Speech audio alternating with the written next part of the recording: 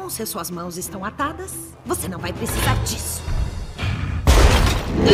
Quem é o vilão que o Sinistro tá trabalhando? O que significa OZT? O que aconteceu no final desse episódio e o porquê que o Cable acabou voltando? E será que o Magneto realmente vai conseguir sair dessa situação?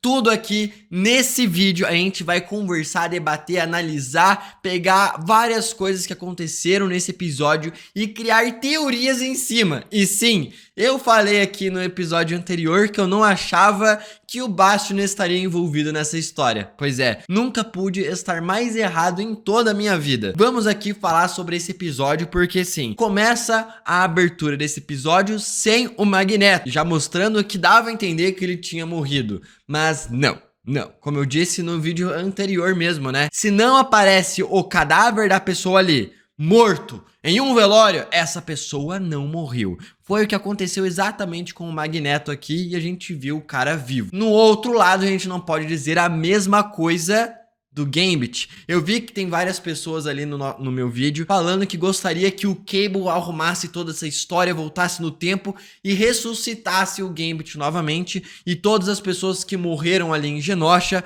ficassem vivas. Porém, cara, eu não sei se isso aqui pode acabar acontecendo porque esse episódio trabalha a evolução de todos esses personagens com base na morte de diversas pessoas, principalmente com base na morte do Gambit, a evolução da Vampira, a evolução de todos os X-Men com base nisso aqui que tá acontecendo. Trazer o Gambit e o retorno de todos os mutantes que já morreram iria tirar o peso dessa história.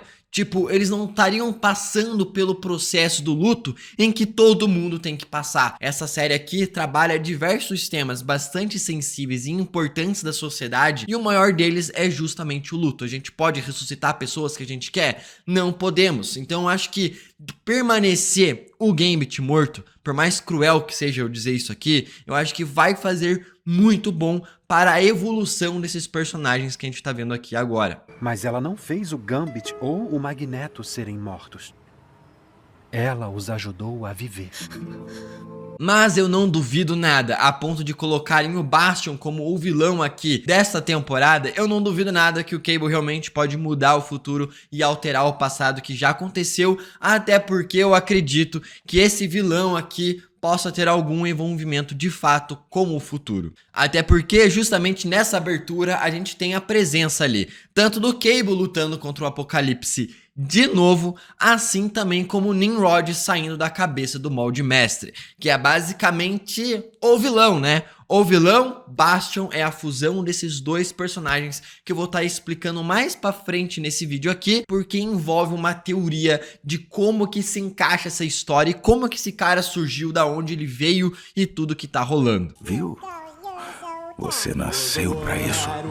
E pois é, esse episódio aqui começa da forma mais triste e fúnebre possível, com o enterro e o velório do Gambit. Eu acho que não podia ter pessoa melhor para estar falando aquelas frases do que o próprio Noturno, já que sempre foi muito amigo do Gambit e até mesmo o Gambit libertou o Noturno da onde ele vivia, que era ali uma aldeia, digamos assim, um templo religioso com diversos monges e também católicos e tudo mais. Então, ele estar falando isso aqui remete muito às origens do próprio Noturno e também do Gambit. Eu acho que ele estava blefando. Como o Remy, tão afeito ao seu potencial, falharia em ver como seus pecados o haviam transformado em um herói. Todo jogador tem um sinal quando blefa. O do Gambit era a modéstia. Temos algumas pessoas nesse funeral além dos X-Men. Isso aqui remete à origem do próprio Gambit, onde a gente acaba vendo a Belladonna ali. E eu vou deixar boa parte desse vídeo aqui, né? Vários detalhes e referências e easter eggs. Vou deixar aqui separado para o vídeo que vai vir amanhã. Então não esquece de se inscrever aqui no canal para não perder o próximo vídeo. Vai acabar sendo um super complemento deste vídeo aqui. Onde esse aqui é mais as minhas teorias e a minha análise do episódio em si. Ele salvou todos nós. Ele salvou ela. Ele amava ela. Esse começo do episódio mostra a forma como as pessoas lidam de formas diferentes com o luto. Temos até mesmo a Wanda criando uma realidade ali no mundinho dela para tentar fingir uma felicidade, na qual ela precisava passar pelo luto. Aqui temos os X-Men, cada um lidando de uma forma diferente. O luto é uma guerra solitária.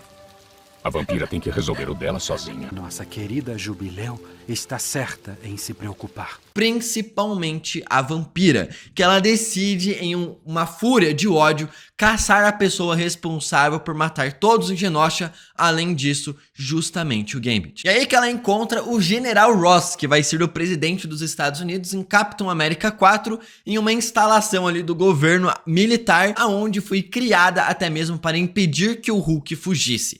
Senhores, preciso lembrar que estamos em um local construído para segurar o Hulk. Onde pode até mesmo ali, cara, o Hulk de fato estar ali dentro, preso, em algum lugar muito mais pra dentro. Vou ser sincero que eu gostei bastante dessa vampira extremamente sem limites nenhum, descendo a porrada em todo mundo que ela vê pela frente pra conseguir a informação que ela quer, cara. Até mesmo o próprio General Ross fala assim, ela é só uma mutante do pântano, mostrando a origem da personagem, onde ela foi criada tanto pelo Magneto quanto pela Mística na Terra Selvagem. Eu pensei que vocês fossem heróis. Vocês mataram os heróis, fofo. Agora, vocês estão comigo. E cara, se você gostou também da vampira, completamente B10 nesse episódio, deixa o like aqui. E agora ela sem limites, ficou muito da hora. Eu sinto muito, Scott. A ONU não pode fornecer mais ajuda. E aí vamos para o Ciclope, conversando com o presidente dos Estados Unidos, meio que não querendo mais resgatar e encontrar mutantes que estavam nos escombros de Genosha. Mesmo o Ciclope sabendo que qualquer pessoa que for encontrada lá vai ser um símbolo de esperança para os mutantes também. E ali temos o presidente, que está mais preocupado com as eleições e o que o povo vai pensar dele, vendo ele resgatando mutantes e só pensando nos votos. É algo a se pensar do que realmente os políticos se preocupam, não é mesmo? Muito mais com os votos e se manter no poder do que realmente ajudar as pessoas. E se os eleitores assustados me virem ajudando a sua espécie? Desculpe, filho. É uma ótica desagradável. E é assim, cara, que uma série consegue abordar temas atuais, trabalhando os super-heróis como esse pano de história, entendeu? E os X-Men conseguem encaixar exatamente isso em tudo que a gente acaba vivendo e vivenciando aqui nos dias de hoje, cara. Então, é por isso que os X-Men tem um plano de fundo extremamente forte para se tornar aí, cara, uma ótima franquia dentro da Marvel Studios quando forem para os cinemas. E como de fato, né, se você for parar para pensar, os filmes que a Fox trouxe pra gente não chegaram nesse ápice de história que pode ser abordado, que na verdade está sendo abordado aqui justamente nessa série. Temos que ser fortes pela equipe.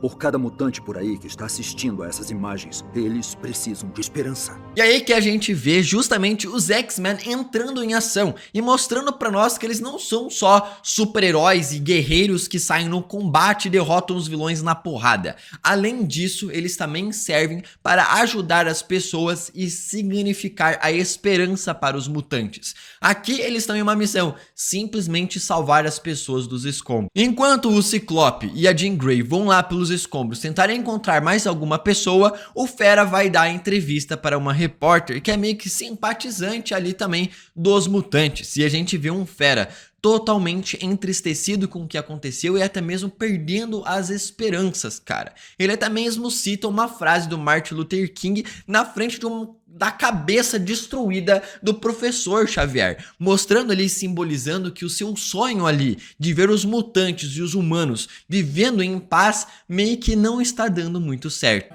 O tumulto é a linguagem daqueles que ninguém entende. Martin Luther King. Mas quebrar janelas é destruição, não comunicação. Pessoas normais não vão aceitar os mutantes e se sentirem ameaçadas. Esse medo é a questão.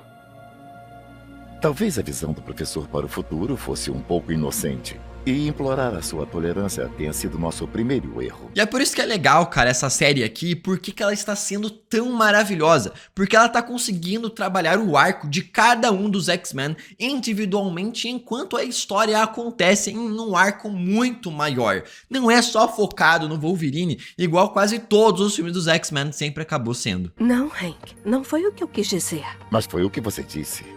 Essa é a questão. Assim como a sua reportagem do lado de fora da minha casa enquanto meus amigos morriam. Agora me perdoe. Não pretendo abusar mais da sua tolerância, senhorita Tilly. A história aqui em Genosha para aqui por enquanto e a gente acaba vendo simplesmente a vampira se encontrando com o Capitão América, minha gente. Me poupa do sermão e me conta o que o soldadinho da América veio fazer tão longe de casa. E eu me decepcionei um pouco com esse Capitão América, vou falar a real, tá? E eu até concordei com a vampira ter arremessado o escudo do cara lá pra longe. Eu só queria ter um take do cara numa cena pós-créditos procurando o escudo por mais de 3 dias e não encontrando. Bom, se suas mãos estão atadas, você não vai precisar disso. Essa aqui não é a primeira vez que o Capitão América apareceu na série dos X-Men dos anos 90, já que ele participou de um episódio ali com o Wolverine no passado, enquanto os dois invadiam ali uma instalação e uma base nazista antigamente. Aqui temos o Steve Rogers, o Capitão América que está disposto ali, né, e entende, e é a favor do lado dos mutantes. Só que ele não é tão disposto assim a lutar publicamente pelos mutantes, porque isso aqui é contra a imagem dos Estados Unidos. Se esse uniforme aparecer no México distribuindo socos com você, vai mandar uma mensagem. Pode apostar que você tá do lado dos mutantes. Uma versão bem diferente da versão que a gente gostou do Capitão América no universo principal da Marvel nos cinemas. Porque justamente o Capitão América, esse aqui, não tem tanta empatia, sabe? Porque por ele não ser um mutante, ele não se envolve diretamente na trama e tenta resolver as coisas escondido por baixo dos panos para mostrar que os Estados Unidos são realmente um país maravilhoso. Que no caso justamente não é. Ele sabe que tem pessoas ruins no comando dos Estados Unidos, até mesmo ali uma divisão secreta dentro da ONU que acabou libertando o Garrick, justamente o cara ali que a gente já acaba descobrindo que vai acabar morrendo pelas mãos do próprio Bastion. Ano passado, o Garrick foi tirado da custódia americana por uma divisão secreta da ONU. Uma lista proibida. Eles acabam vendo ali OZT. E o que significa OZT? OTZ. Quem o Garrick é pra esses caras? É exatamente o que eu quero perguntar pra ele. Zero tolerância, Operação Tolerância Zero. É por isso que eu fiquei meio confuso ali da vampira falar OTZ e OZT, tá, tipo, tá ao contrário, mas é porque na forma dublada, né, fica OTZ, Operação Tolerância Zero, que é justamente uma organização criada pelo próprio Bastion, entre os panos ali das Nações Unidas, do governo americano e tudo mais, para exterminar a raça mutante. E essa operação é justamente criar os Sentinelas Prime, humanos alterados com nanotecnologia, se transformando ali em sentinelas que são ativados quando o próprio Bastion quiser. Que é justamente o que o Trask acaba se transformando no final deste episódio. Ou seja, ele já estava ali infectado por esses nanorobôs sentinelas que o Bastion acabou criando. O que mais me irritou nesse Capitão América aqui é que para agir ele precisa da aprovação do governo para conseguir caçar o Garrick ali no caso, né? É uma coisa totalmente oposta do Capitão América, que em Guerra Civil se recusou a ter que trabalhar para as Nações Unidas, para o governo, recusou o Tratado de Sokovia. Completamente outro Capitão América. Assim que eu receber a aprovação, levo minha equipe pro México para pegar o Garrick. Em seguida, a vampira acaba descobrindo que rico não fica preso, não é mesmo? Quando o rico é pra ser preso, ele fica vivendo numa mansão maravilhosa, cercado por seguranças, tendo tudo o que ele quiser. Ela descobriu da pior forma isso aqui, pelo jeito. E o interessante é que a vampira, ao sugar ali toda a essência do Garrick, ela acaba vendo e vislumbrando ali a cabeça, não só do Bastion, como também do Nimrod. E isso aqui já mostra a origem desse personagem, que eu vou contar mais pra frente na minha teoria. E então a gente vai pra parte da Jean Grey e o Ciclope ali tentando encontrar mais mutantes sobreviventes ali, enterrados, né? E ela acaba vendo ali imagem de alguns mutantes, entre eles a Emma Frost e também o Sebastian Shaw. E o Ciclope fala que as coisas estão diferentes agora, porque ele acabou perdendo a Madelyne Pryor e vários outros mutantes acabaram morrendo, mas a Jean Grey tá ali falando, cara, pra mim antes nunca foi diferente. Eu acabei me sacrificando e morrendo diversas vezes. E ele fala, ai, mas é porque você sempre voltava. Cara, que Ciclope mais cuzão. E enquanto a Jean Grey ali tá falando todos os sentimentos, ela fala, meu Deus, tem uma telepata ali viva. E o que ele fala? É a Madeleine. Scott, tem alguém ali na frente. Uma telepata. Madeleine? Ah, mano, me poupa, na moral. Eu fazia já Jean Grey cair uma pedra na cabeça do Ciclope neste exato momento e falava, volta aí agora pra ver como que é bom voltar. Volta! Ah, não volta, né? E aí ele fica todo chorandinho porque era Emma Frost. Ah, me poupa, irmão, me poupa. Hashtag Jean com Wolverine, foda-se Ciclope. É isso. E aqui, surpreendentemente, a gente acaba descobrindo que a Emma Frost acaba despertando pela primeira vez uma mutação latente dela, que é justamente transformar a sua pele em diamante, que foi o que permaneceu deixar ela viva. E aqui temos logo em seguida o Trask contando pros X-Men que ele foi manipulado pelo Sinistro, cara. E a gente acaba descobrindo que tem vilões ali com certos limites, não é mesmo? E ele acaba citando justamente Madripoor, que é pra onde os X-Men acabam indo de encontro com o Trask. O Senhor Sinistro. Ele prometeu me ajudar a recuperar a minha vida, mas ele não disse que seria um massacre mutante. Mas antes disso, temos a história do Roberto da Costa e da Jubileu, onde a gente vê ali um outro mutante que acaba dizendo que eles têm que se preparar para a guerra. Começa a malhar, garoto. A guerra tá chegando. Afinal, é o final de temporada, tem que ter uma grande guerra e um grande desfecho. Cara, só com a destruição de Genosha foi insana. Imagina o que não esperar deste final aqui. Algo muito mais épico e muito maior. Você acha mesmo que vai ter uma guerra? Meus pais adotivos me ligaram hoje de manhã perguntando a mesma coisa. E continuando a história do Roberto da Costa, ele vai contar pra sua mãe que na verdade ele é um mutante. Bate um papinho agradável e... Mãe, eu sou mutante. E ela super aceita e entende. Uhul, que legal! Mas esconda de todo mundo. É meio que uma releitura do que aconteceu em X-Men 2, basicamente, com o Homem de Gelo ali contando pra sua família que ele era um mutante. Só não sabíamos que ele era Ainda amamos você, Bob. É que esse problema com mutantes é meio... Que problema com mutantes? complicado. Tem pessoas que falam que X-Men não é sobre adaptar minorias. Cara, na moral, mais explícito que isso aqui é só jogar na tua cara mesmo, né, mano? Vai ser garantir que mantenhamos tudo isso privado. Eles não podem saber que temos um mutante na família. E então cortamos para a história de volta pra Vampira, se encontrando ali com o Noturno, e ela até mesmo fala, nossa, eu sou o pior tipo de irmã adotiva, até porque os dois foram criados pela própria Mística, né? Um é filho da Mística e ela foi filha adotiva da Mística ali. Você sorteou o pior número no departamento de irmãs adotivas, né? E é muito legal que as palavras que o Noturno acaba dizendo, né? Que ela ajudou o Gambit a viver. E também o Magneto a viver. Mas ela não fez o Gambit ou o Magneto serem mortos. Ela os ajudou a viver. E cara, ela começa a chorar, depois chega os X-Men, que é o simbolismo de uma família ali. Cara, melhor forma possível de mostrar como essa galera aqui não é uma equipe, mas sim uma família. Cara, Vin Diesel nessa hora deve estar, e o Toretto devem estar felizaços vendo esse episódio. O Bastion ali invade ali aonde o Garrick estava, termina de matar o cara para não revelar mais os planos, digamos assim, e os X-Men chegam em Madripoor para se encontrar com o Trask, que ele fala que ele criou os Sentinelas justamente para proteger as pessoas normais. Eu criei os Sentinelas para proteger as pessoas normais. Agora eu me tornei a morte.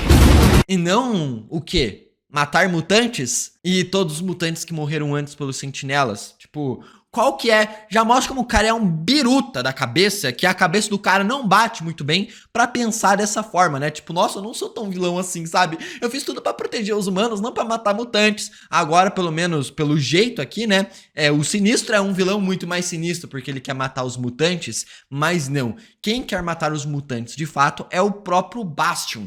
E o Sinistro, ele só tá ali porque ele quer algo em troca que o Bastion prometeu entregar para ele. Então o que a gente pode descobrir a partir deste momento aqui? A OZT, né, a Operação Tolerância Zero Mutantes, digamos assim, acabou pedindo ajuda tanto do Sinistro quanto do próprio Trask para criar sentinelas humanos, tecnologicamente mais desenvolvidos e mais poderosos, porque a partir do momento em que o Trask morre, ele se torna um Sentinela Prime, que é justamente a missão aqui do Bastion para eliminar todos os mutantes e os X-Men também.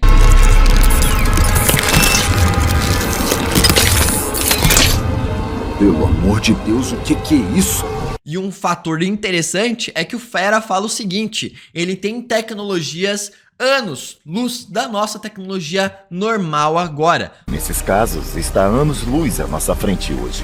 Como ele poderia obter esse acesso? Provando mais uma vez que o Bastion realmente pode ter vindo do futuro, e é por isso que tem o envolvimento do Cable aqui neste episódio. Sim, eu peguei vários detalhes e referências nessa luta aqui simplesmente irada, que só foi completada e terminada, né, pelo próprio Cable que acaba aparecendo ali. Mas esses detalhes e referências eu vou deixar separado para o próximo vídeo. Granadas cluster eletromagnéticas são a forma mais rápida de derrubar esses caras. Cable chega, fala assim, sem papinho pai, você não é minha mãe, Jean Grey, sai pra lá, e fala que eles precisam derrotar o Bastion antes que seja tarde demais. Sai do meu cérebro. Você não é ela. Ai meu Deus. Nathan. Vamos pular o reencontro, pai. Por que eu acredito que o Bastion veio do futuro? Porque se ele veio do futuro, ele tem uma tecnologia muito mais avançada, muito mais poder de fogo, que consegue daí alterar o passado mais facilmente para o que ele quer que aconteça e apague o que acontece no futuro. E temos o Cable, que vem do futuro para o passado para justamente impedir o Bastion, porque o futuro do Cable já foi alterado pela vinda passada do próprio Bastion, que acabou alterando o futuro do Cable. Então o Cable vem de um futuro diferente para alterar o passado e impedir o futuro do Bastion para que o futuro seja diferente do futuro do Cable. Meio confuso, viagem no tempo é confusa e é por isso que o Cable tá envolvido aqui nessa história. O Sinistro tá trabalhando para outra pessoa, alguém muito pior. E se vocês X-Men não impedirem ele, não vai haver um futuro em que vale a pena viver.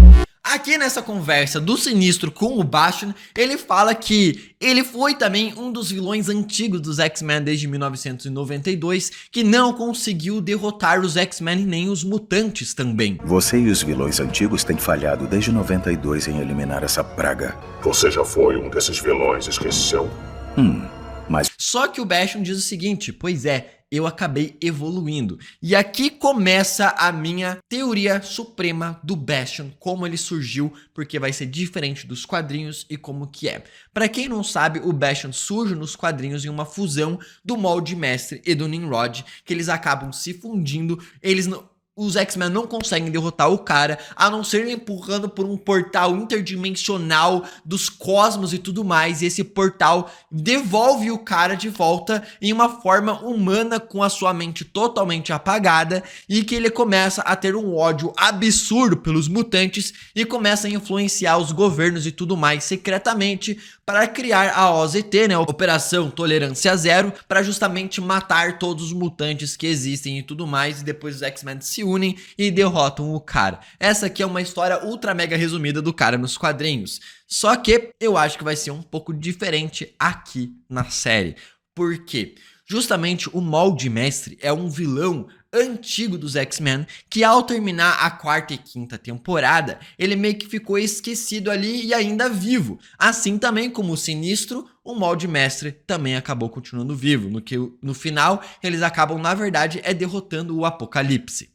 E aqui faz sentido, cara, o Molde Mestre ser o vilão de X-Men 97. Por quê, Gabriel? Porque em 1996 foi justamente a primeira aparição do Bastion nos quadrinhos dos X-Men. Ou seja, se ele apareceu nos quadrinhos em 96 e 97, muito provavelmente seria adaptado este arco e essa história na animação se ela continuasse adiante. Então acho que ficou essa pegada, esse remembro ali do que poderia ter acontecido de acordo com os quadrinhos aqui justamente na animação. Bem diferente de vocês, eu evoluí.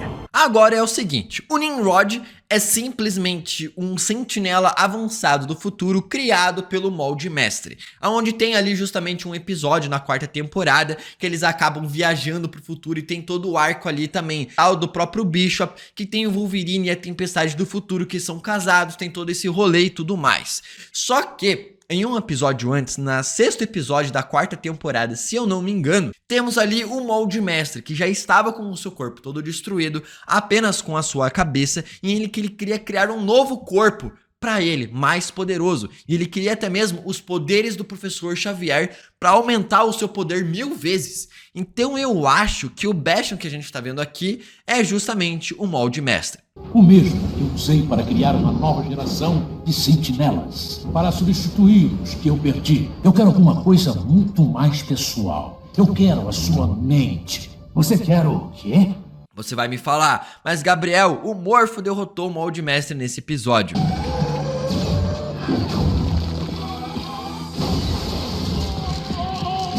Só que o Molde Mestre pode ter mandado toda a sua inteligência ali, toda a sua mente, digamos assim, para um outro corpo já.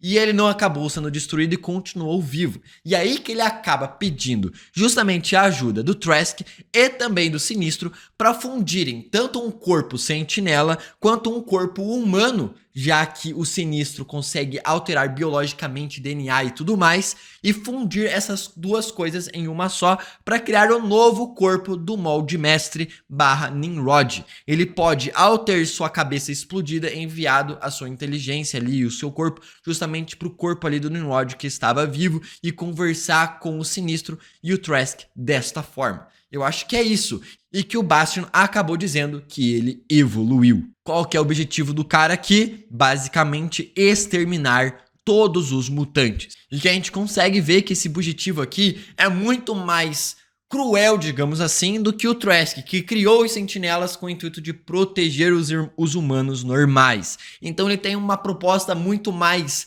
brutal, que é justamente criar sentinelas muito mais poderosos, em que diversos mutantes simplesmente não conseguem lidar diretamente com esses sentinelas Prime, muito menos o Bastion, que é o vilão dessa temporada, que é muito mais poderoso. E se você for ver, quando o Bastion tá conversando ali com o Magneto no final desse episódio, você pode até pensar numa teoria muito mais maluca, que seria talvez o cara transformar o Magneto em uma espécie de ultra mega sentinela mutante, controlado pelo próprio Bastion. Simplesmente escute e obedeça. Você nasceu pra isso.